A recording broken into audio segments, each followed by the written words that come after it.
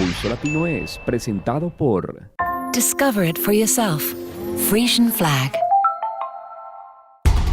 Esto es Pulso Latino con Alejandra Forero. Continuamos con más información aquí en Pulso Latino. 3 turistas, entre ellos un peruano, escogieron la ciudad de Cusco, en Perú, para hacer de las suyas. Con gran habilidad robaban supermercados. En sus prendas, estos ladrones escondían los artículos que eran robados en diferentes tiendas de ese país. Las imágenes captaron el modus operandi de estos ladrones. Este trío, integrado por un peruano, un chileno y una argentina, se habían convertido en el terror de los supermercados del Cusco.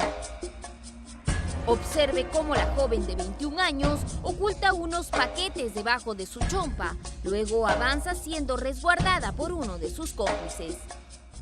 Han ido hurtando en centros comerciales, como es el supermercado Orión, Mega y otros.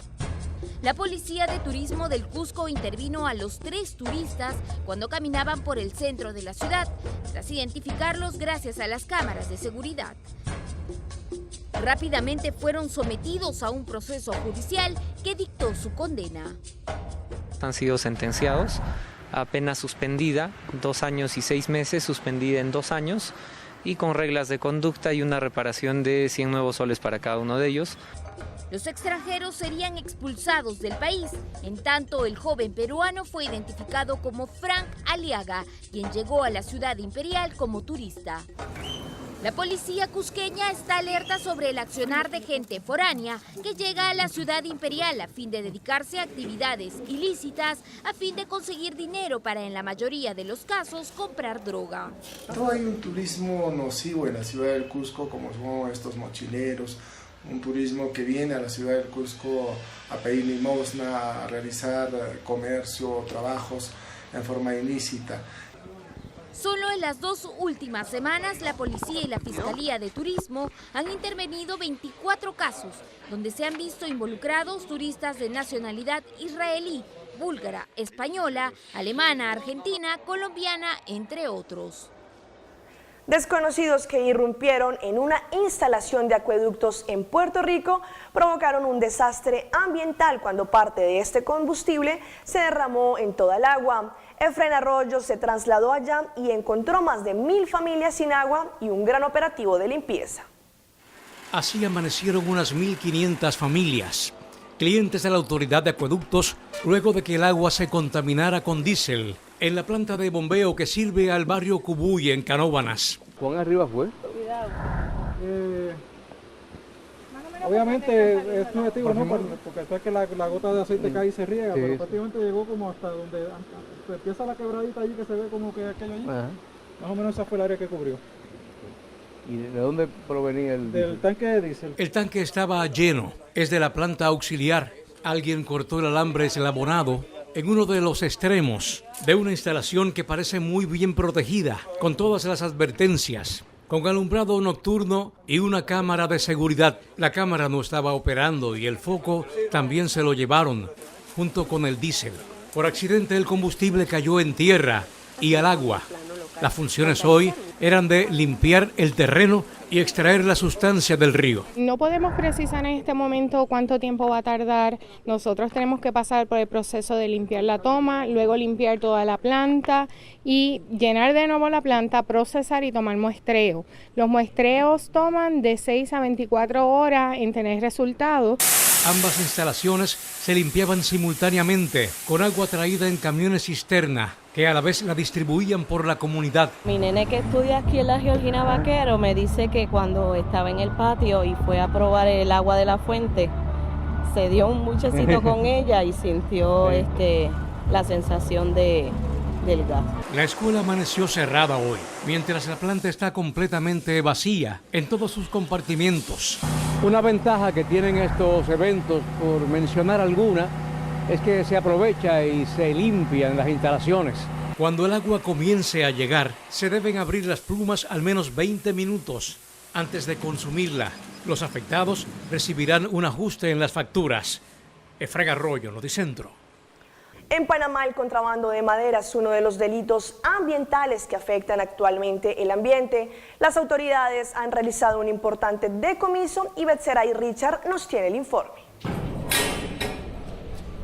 Las autoridades de aduana decomisaron 13 contenedores repletos de madera de contrabando de tipo cocobolo y de teca. Se conoció que la empresa que declaró los contenedores había notificado que llevaría chatarra hacia China, pero cuando se verificó en el puerto de Balboa, lo que había dentro eran troncos cortados que venían de Darién. Ya iba con destino a China, entonces son 13 contenedores, creo que uno de los más grandes una de las más grandes contrabandos de madera que hemos agarrado en aduana en los últimos años. De inmediato, tanto aduana como la Autoridad Nacional del Ambiente iniciaron una investigación para determinar las ramificaciones que podrían estar detrás del contrabando de cocobolo y de teca en Panamá.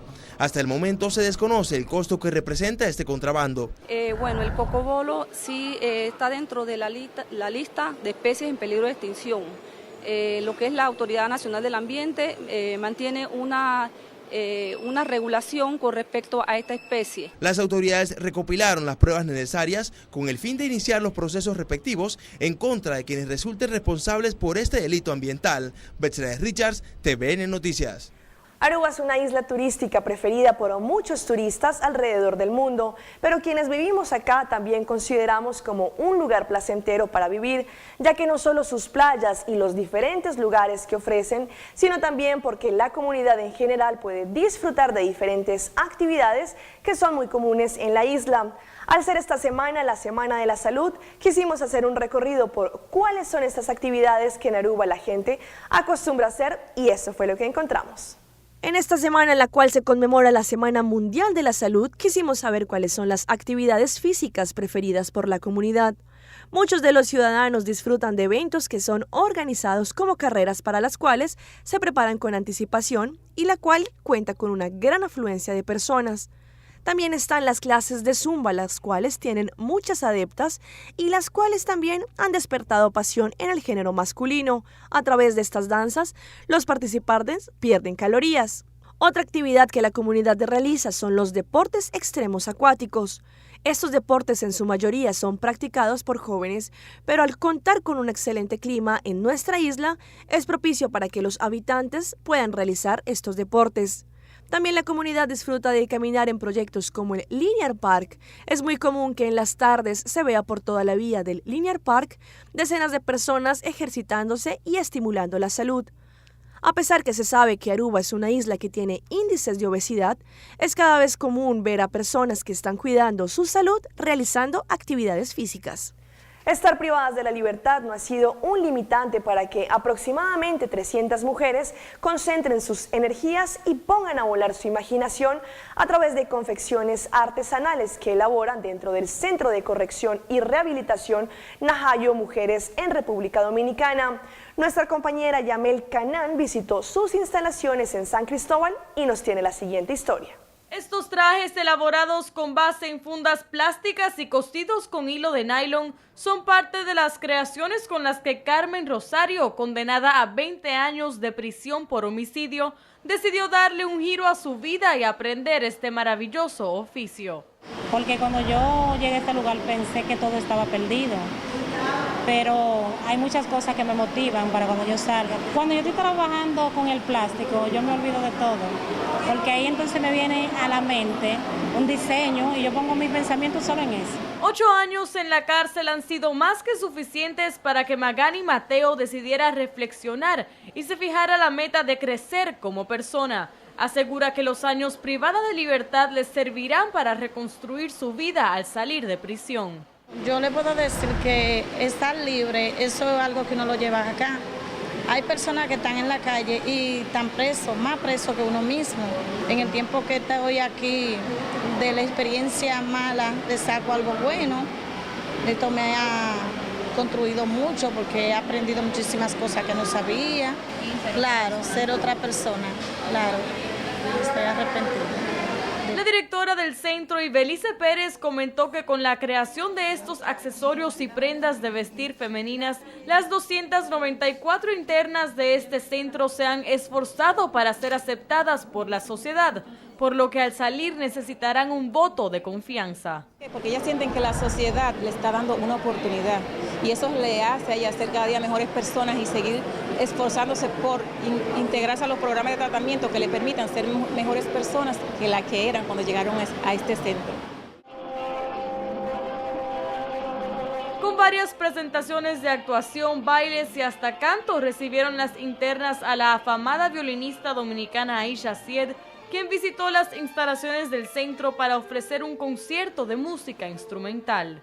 Para mí es muy importante llevar la música clásica a esos lugares que quizás no han tenido la oportunidad de ofrecérselo. Mi música es música con propósito. Yo toda la gloria y toda la honra se la doy al Señor Jesús y yo vengo aquí a decirles un mensaje de paz, de amor, para que sepan que tengan esperanza y que tienen que tener esperanza. La directora del centro espera que las internas sigan desarrollándose e incursionando en distintas actividades para de esta forma mejorar su calidad de vida. Yamel Canán, Noticias, SIN. Cerramos nuestra emisión de hoy con una nota curiosa. Para muchas personas, las mascotas son parte de la familia, pero una pareja de Puerto Rico fue más lejos, cuando entre llantos y gritos de dolor velaron y enterraron a quien consideraban su hijo, su gato Tito. Guillermo José Torres estuvo en el desgarrador momento y nos trae estas inusuales imágenes.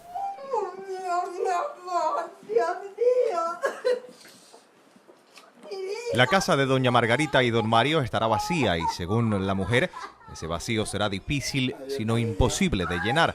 Y es que la mascota de la casa que vino a llenar ese espacio de un hijo para esta pareja que no procreó niños. El gato Tito, como cariñosamente le llamaba Margarita, murió a los 18 años, luego de una vida en la que disfrutó de las mejores atenciones. No ha destruido el gato, no ha destruido a nosotros. La pérdida de Tito, sí. Entonces, si adoptamos otro, porque ya hay uno por ahí, ¿entiendes? Pero que no era como Tito, ¿entiendes? Ay, Dios mío. Los restos del felino fueron colocados en un nicho preparado en el patio de la casa junto a otras de las mascotas del hogar. Pero Tito era la luz de los ojos de doña Margarita y la pérdida, según nos dijo, será una irreparable. Mire que lo he llorado desde que se cayó enfermo.